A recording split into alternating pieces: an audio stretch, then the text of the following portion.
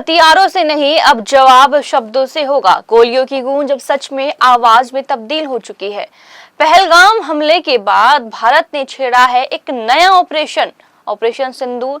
एक ऐसा मिशन जो आतंक के खिलाफ है, लेकिन बमों से नहीं, बोल से, तथ्यों से और सच की ताकत से। शुक्रवार रात भारत के 2 सर्वदलीय प्रतिनिधि मंडल निकले हैं विदेशों की ओर। एक अमेरिका और दक्षिण अमेरिका के देशों की ओर, दूसरा खाड़ी देशों की ओर। मकसद पाकिस्तान को बेनकाब करना और दुनिया को भारत का दर्द बताना। शशि थरूर बोले, हमें अपने देश के लिए और आतंकवाद के खिलाफ अपनी प्रतिक्रिया के लिए आवाज उठानी होगी। हमें विश्व को यह संदेश देने की आवश्यकता है कि हम चुपचाप आतंकवाद का दंश नहीं झेलेंगे और जवाब देंगे। हम नहीं चाहते कि दुनिया आतंकवाद से सिर्फ इसलिए आंखें फेर ले क्योंकि यह सिर्फ एक हम झेल रहे हैं। हम नहीं चाहते कि उदासीनता सच्चाई पर विजय प्राप्त करे। यह शांति का मिशन है, उम्मीद का मिशन है। हम वहां लोगों को अपने अनुभव बताने जा रहे हैं। हमने जो किया वो क्यों किया और भविष्य में आतंकवाद के खिलाफ भारत का रवैया क्या होगा। हम लोगों से मिलेंगे और बताएंगे कि पिछले कई सालों से हम क्या झेल रहे हैं। हम चुप नहीं रहेंगे, हम बोलेंगे ताकि दुनिया सुन सके कि भारत क्या झेल रहा है। So as you know, we're all off on this trip. We are heading out right now. First stop is Georgetown, Guyana, but in fact there's no direct flight, so we will actually be transiting through New York, which gives us an opportunity to visit the 9/11 memorial and remind the world that we, like the people they are thinking about there, were victims of a terrorist attack, and not just this one, but a repeated series of terrorist attacks for the last 4 decades. I think it's very important that symbolic gesture should mark the start of our trip. We then go on to Georgetown, Guyana, and we will be looking forward to participating in the Independence Day ceremonies in Guyana and also meeting the government officials, ministers and legislators. It's going to be the beginning of a very challenging, important, interesting couple of weeks. दूसरी team खाड़ी देश Saudi अरब, Kuwait, Bahrain और Algeria का दौरा कर रही है। भाजपा नेता जय बैजयंत पांडा के नेतृत्व में हम पश्चिम एशिया की यात्रा पर निकल रहे हैं। हमारे पास बहुत वरिष्ठ सदस्य है। सबसे बड़ा संदेश एकता का है जो भारत ने दुनिया को दिखाया है। हम इस संदेश को लेकर बहुत स्पष्ट हैं कि युद्ध के मैदान में जीत हासिल करने के बाद दुनिया को आतंकवाद पर ध्यान केंद्रित करने के लिए कहना भी महत्वपूर्ण है, जिससे दुनिया भर के कई देश पीड़ित है। लेकिन हम एक विशेष प्रकार के आतंकवाद से पीड़ित है जो एक देश द्वारा प्रायोजित है।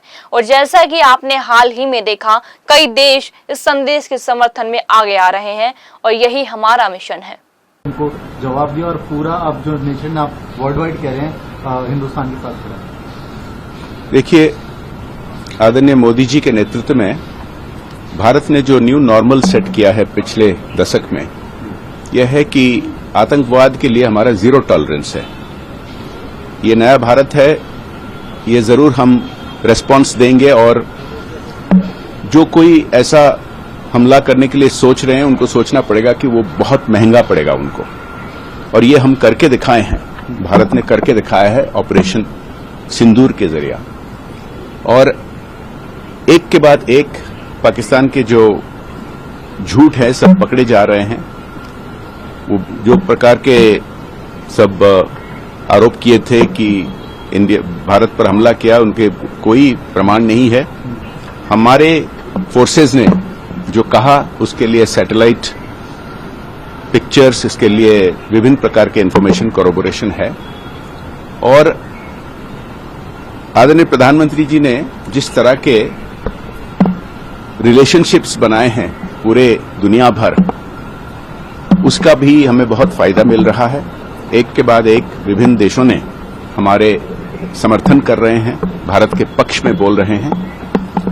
ये मैसेज लेकिन कंटिन्यूअसली लेना है, और जो विभिन्न ग्रुप्स अभी जा रहे हैं विभिन्न देशों पर, इनका यही मैसेज रहेगा। और सबसे बड़ा मैसेज, जैसे कि मैंने कहा, कि भारत का एकता का है। इस प्रतिनिधि मंडल में कोई एक दल नहीं बल्कि पूरे भारत की आवाज है। कांग्रेस से थरूर, भाजपा से तेजस्वी सूर्या और निशिकांत दुबे, शिवसेना से मिलिंद देवड़ा, AIMIM से ओवैसी, तृणमूल से सुदीप बंदोपाध्याय, जेएमएम से सरफराज अहमद और गैर राजनीतिक विशेषज्ञ भी, ताकि भारत का पक्ष मजबूती से दुनिया के सामने रखा जा सके। प्रतिनिधिमंडल के सदस्य एआईएमआईएम सांसद असदुद्दीन ओवैसी ने मीडिया से कहा, हमारा पड़ोसी देश पाकिस्तान आतंकवादी शिविर चला रहा है और उन्हें समर्थन दे रहा है। ये आतंकवादी भारत में आकर आतंकवादी गतिविधियों को अंजाम देते हैं। हम इन चारों देशों से इन मुद्दों पर बात करेंगे। आप और हम जानते हैं कि हमारे पड़ोसी देश पाकिस्तान अपने ही मुल्क से टेररिस्ट कैंप्स को चलाता है, उसकी सरपरस्ती करता है, उसको सपोर्ट करता है और फिर ये लोग हमारे मुल्क में आकर यहाँ पर टेररिस्ट एक्टिविटीज करते हैं। तो इन्हीं चीजों को हम इन 4 कंट्रीज में जाएंगे उनके सामने रखेंगे। राज्यसभा सांसद सतनाम सिंह संधू ने कहा, हम वहां भारत का पक्ष रखने जा रहे हैं। हम पाकिस्तान की आतंकवादी गतिविधियों के खिलाफ अपने पास मौजूद तथ्य पेश करेंगे कि कैसे वह निर्दोष भारतीय नागरिकों पर हमला कर रहा है और कैसे भारत ने पाकिस्तान में आतंकवादी मुख्यालयों के खिलाफ सटीक और नपे तुले तरीके से कार्रवाई की है। हमारा प्रतिनिधिमंडल पाकिस्तानी प्रोपेगेंडा और फेक नैरेटिव की पोल खोलेगा। देखिए, हमने भारत का पक्ष रखना है। वहां जाकर बहरीन हम जा रहे हैं।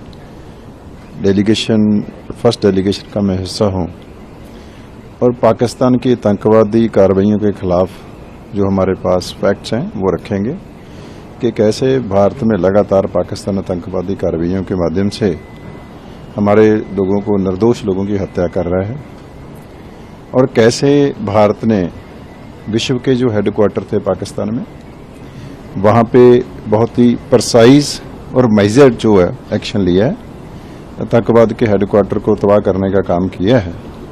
और मैं ऐसा समझता हूँ कि ये लड़ाई पूरे विश्व की लड़ाई है जो भारत के प्रधानमंत्री श्री नरेंद्र मोदी जी ने जिसमें लीड किया है, भारत ने लीड किया है और पूरे फैक्ट्स जो हैं इससे संबंधित जो हैं वहां पे जाकर रखेंगे ताकि पाकिस्तान की ओर से जहाँ जो लोग भारत से जलते हैं उनकी ओर से जो कूड़ प्रचार किया जा रहा है, जो झूठा प्रोपेगेंडा किया जा रहा है, वो दुनिया को पता हो, पूरे लोगों को पता हो। यह मिशन सिर्फ विदेश यात्रा नहीं, भारत की आत्मा की पुकार है। ये उन मासूम लोगों की चीख है जो आतंक की भेंट चढ़ गए हैं। अब दुनिया को जानना होगा भारत क्यों आक्रोशित है और पाकिस्तान क्यों दोषी है। क्या दुनिया अब भी चुप रहेगी या भारत की आवाज से जागेगा मानवता का ज़मीर? कमेंट में बताइए, क्या आप भारत के इस मिशन के साथ हैं?